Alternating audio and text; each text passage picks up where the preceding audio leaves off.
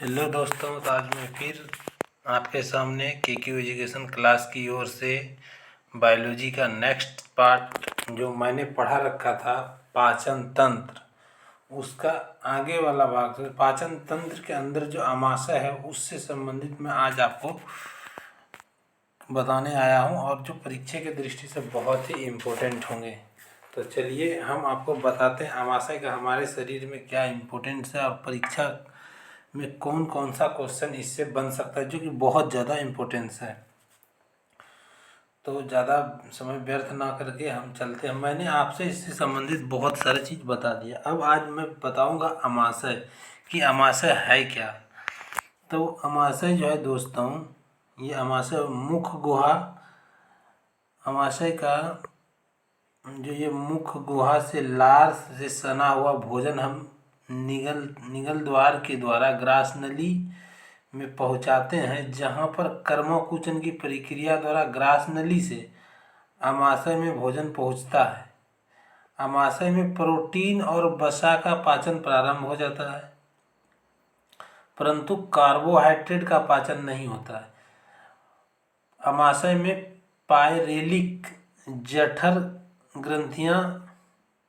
ग्रंथियां से जठर रस निकलता है, जबकि ऑक्सीएंटिक और भित्ति कोशिका से HCl निकलता है। आपको दोस्तों देखिए क्वेश्चन कितना यहाँ आपसे क्वेश्चन पूछ सकता है भोजन का पाचन कहाँ से होता है, तो मुख से होता है। आपको पूछ सकता है दोस्तों कि ग्रास नली में किसका पाचन होता है, तो ग्रास नली आमाशय में किसका पाचन, आमाशय में किसका पाचन होता है, तो प्रोटीन और वसा का पाचन आमाशय से स्टार्ट हो जाता है दोस्तों। प्रोटीन और वसा का पाचन आमाशय से स्टार्ट, परंतु कार्बोहाइड्रेट का पाचन नहीं होता है। पूछेगा दोस्तों कि आमाशय में किसका पाचन नहीं होता है, तो दे देगा आपको प्रोटीन, वसा, कार्बोहाइड्रेट और विटामिन्स। तो आपको याद रखना कि कार्बोहाइड्रेट का जो पाचन होता है वो कहाँ, आमाशय में नहीं होता है। आमाशय में पाइलेरिक ग्रंथियां से क्या निकलता है, पूछेगा आमाशय से कौन सा ग्रंथियां निकलती है, जठर रस निकलता है। जठर रस निकलता है कहाँ से, पाइलोरिक ग्रंथि से जठर रस निकलता है दोस्तों। बहुत याद रखिए सभी क्वेश्चन दोस्तों। जबकि ऑक्सीएंटिक भित्ति से HCl निकलता है। मैं अभी इससे संबंधित और सारा बताऊंगा। मैं पहले आपको दिखा देता हूँ कि कहाँ इसका इम्पोर्टेंस है, क्या क्वेश्चन पूछ सकता है।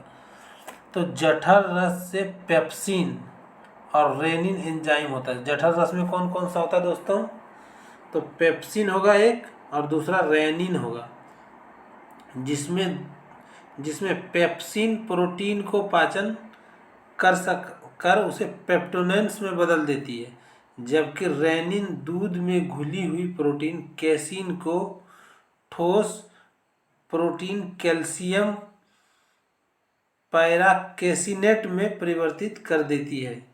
इस प्रकार दूध फट जाता है। देखिए दोस्तों, अब आप देख लीजिए, फिर से मैं बताता हूँ।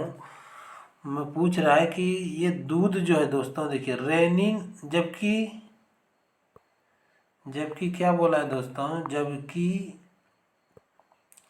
जो रेनिन है, रेनिन दूध में घुली हुई प्रोटीन, जो पूछेगा दूध में कौन सा प्रोटीन, तो कैसीन। ठीक है दोस्तों, जो रेनिन का काम है दूध में घुले हुए प्रोटीन कैसीन को ठोस प्रोटीन कैल्शियम पैराकेसिनेट में परिवर्तित कर देती है। इस प्रकार दूध फट जाता है। अब पेप्सिन इस प्रोटीन को कैसीन के पेप्टिनोन्स में परिवर्तित कर देती है। आमाशय में वसा पाचक एंजाइम जठर लाइपेज और वश्य पदार्थ की क्रिया से उसे छोटे छोटे अणु में तोड़ देते हैं। किसको, दूध के पैराकेसिनेट को। दोस्तों याद रखिएगा, दूध किस में बदल देता था, प्रोटीन, दूध में जो कैसीन होता है उसको बदल देता है प्रोटीन कैल्शियम पैराकेसिनेट में। तो आमाशय को हम बता रहे हैं मोटा मोटी।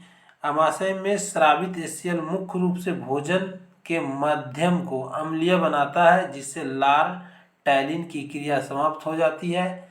यह अम्ल भोजन के साथ आए जीवाणुओं को नष्ट कर देता तथा एंजाइम की क्रिया को तीव्र कर देता। कौन, HCl।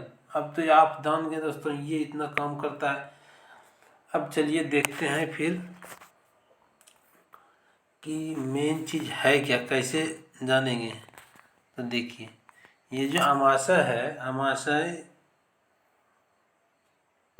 अमाशय हो गया ये दोस्तों, अमाशय को स्टोमेज बोलते हैं। अमाशय से हम जैसे ग्रास नली से कोई भी चीज़ अंदर लेते हैं अपने, तो ग्रास नली के बाद ही अमाशय में जाएगा।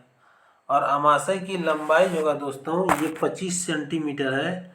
अमाशय की लंबाई कितना होगा पूछेगा दोस्तों, अमाशय की लंबाई कितना होता है, तो अमाशय की लंबाई 25 सेंटीमीटर है। तो एक थैली नुमा संरचना रहती है दोस्तों। ये अमाशय का चित्र है। इसमें कार्डिक है दोस्तों। ये कार्डिक का काम क्या है, कैप्सूल कार्डिक का काम क्या है, फैलो पेरोपेरिक का काम क्या है, बॉडी एनम ये काम क्या है, अभी हम आगे जानेंगे। तो देखिए कार्डिक का काम क्या है। कार्डिक का काम है दोस्तों कि भोजन को अमाशय से ग्रास नली तक तो आएगा। अब ग्रास नली से भी तो भोजन ग्रास नली से भोजन का अमाशय में आया। और कोई पूछ सकता है क्वेश्चन कि अमाशय से भी ग्रास नली में जा सकता है, तो नहीं दोस्तों, ये कार्डिक का काम है इसको रोकना कि भोजन को ग्रास नली से अमाशय तक लाना है, लेकिन अमाशय से ग्रास नली में नहीं जाना। ये किसका काम है, cardiac. Just like NRB valve की तरह काम करता है कार्डिक। अब एक पैरोलेरिक है दोस्तों, पैरोलेरिक। इसका काम क्या है, भोजन को अमाशय से आंत में लाना, अमाशय से आंत में लाना, फिर आंत से अमाशय में नहीं जाना। ये रोकता है कौन, पहले रेरिक। तो यहाँ तक हो गया दोस्तों। हम चलते हैं आगे। अमाशय की एक दीवार होता है दोस्तों जिसपे 4 करोड़ जठर रस ग्रंथि पाई जाती है, गैस्ट्रिक जूस। कितना दोस्तों, 4 करोड़। और अमाशय से संबंधित है दोस्तों, अमाशय में पेप्टिक सेल होते हैं, चीफ सेल होते हैं, गैस्ट्रिक ज्योमेट्रिक सेल होते हैं। ये सब वो कहाँ पाया जाता है, अमाशय में पाया जाता है। सबका कुछ खास काम होता है दोस्तों।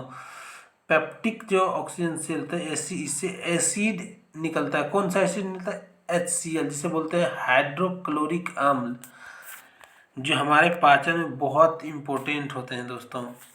ये सारा जो एंजाइम था, ये एंजाइम इसको क्या बोलेंगे, पेप्सिनोजोन्स। पेप्सिनोजोन्स इसका काम क्या है दोस्तों, इसमें ABC जो फल अंडे मांस मछली आदि कोई भी खाएंगे वो पेप्सिनोजेन प्लस HCl क्या बनाएंगे, पेप्सिन्स। और इधर से जो है HCl है, इसका काम क्या है, हानिकारक जीवाणुओं को नष्ट कर देना।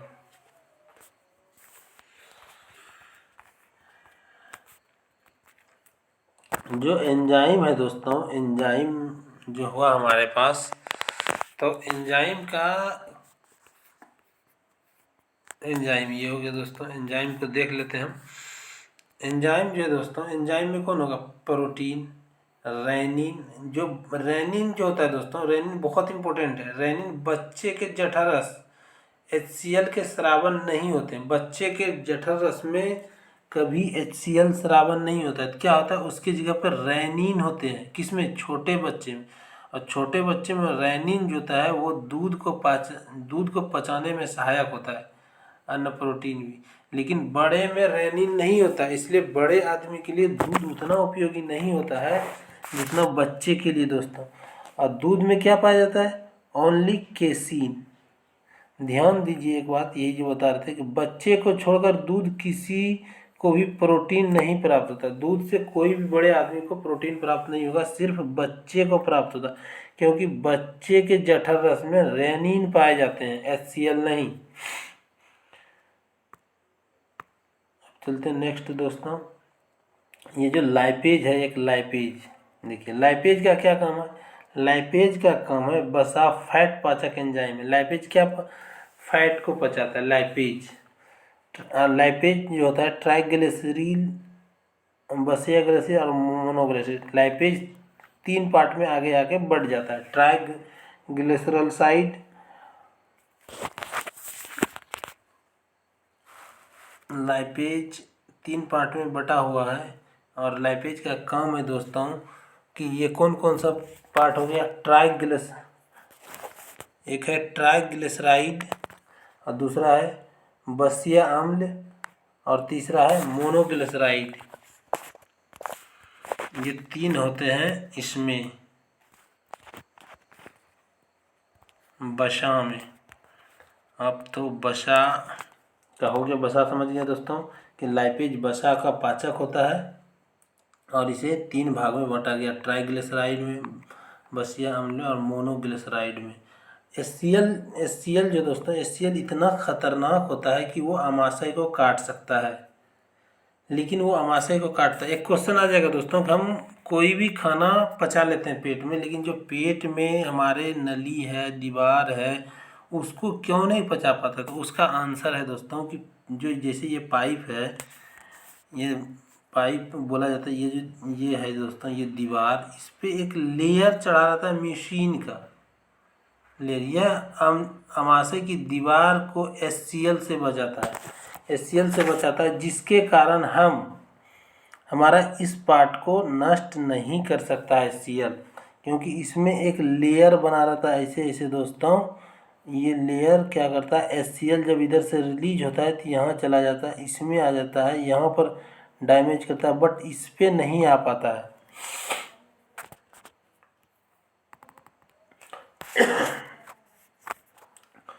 तो गैस्ट्रिन हार्मोन जो दोस्तों ये भूख का आभास कराता है हमें भूख लगा, ये कैसे आवाज़ है? ये गैस्ट्रिन का आभास है दोस्तों।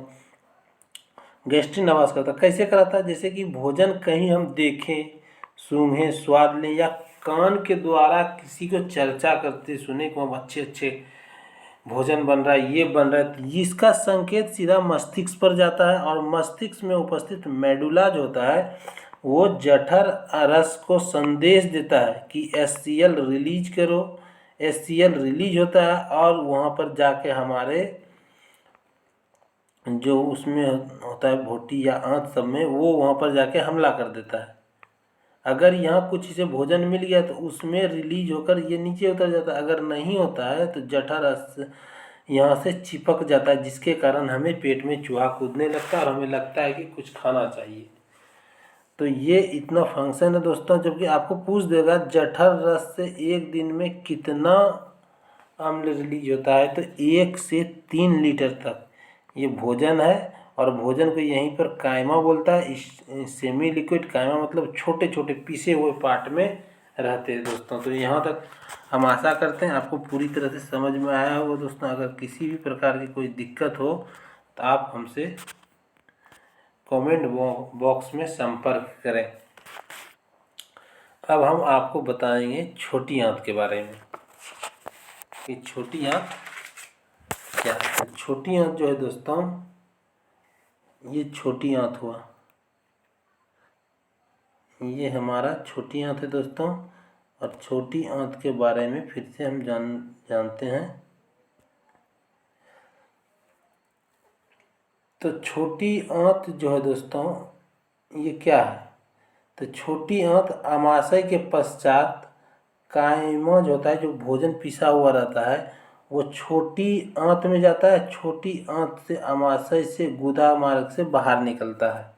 आंत को 2 भागों में बांटा गया, एक छोटी आंत होता है दोस्तों, एक बड़ी आंत होता है। तो छोटी आंत की लंबाई लगभग 6 मीटर होता है, जो बड़ी आंत की लंबाई 1.4 मीटर होता है दोस्तों। और इसकी जो मोटाई होता है दोस्तों बड़ी आंत की, वो 4 से 7 सेंटीमीटर तक होता है। और छोटी आंत की मोटाई होता है 3.5 सेंटीमीटर। क्लियर है दोस्तों? ये सब क्वेश्चन पूछ लेगा डायरेक्ट कि छोटी आंत की लंबाई कितनी होती है, बड़ी आंत की लंबाई कितनी होती है, छोटी आंत की मोटाई कितनी होती है, बड़ी आंत की मोटाई कितनी होती है। तो ये सब मेंशन कर दिए हैं दोस्तों, आप देख लीजिए। अब छोटी आंत जो आगे आके बढ़ता है दोस्तों, वो 3 पार्ट में बढ़ जाता है। तो वो छोटी आंत होता है दोस्तों, वो इसमें है छोटी आंत में ग्रहणी, मध्यमा और सेंसम। इसको बोलते हैं डेड्यूनम, जेजुनम और इलियम। डेड्यूनम, जेजुनम और इलियम। तो इसमें दोस्तों जो होता है, जो ग्रहणी होता है डेड्यूनम, ये 30 सेंटीमीटर लंबी होती है। 30 सेंटीमीटर लंबी है दोस्तों। और जेजुनम जो होता है वो 2.6 मीटर लंबा होता है, और इलियम होता है दोस्तों 3.6 मीटर लंबा। तो ये तक बता दिए हैं दोस्तों हम। अब फिर चलते हैं छोटी आंत में, सीकम कोलन मलाशय। ये जो होता है ये पार्ट है सभी दोस्तों के, ये छोटी आंत बड़ी आंत। इसमें पूछेगा सीकम की लंबाई कितना दोस्तों, तो 6.6 मीटर। कोलन की लंबाई कितने है दोस्तों, 1.3 मीटर। मलाशय की लंबाई कितना है दोस्तों, 12 से 14 सेंटीमीटर तक।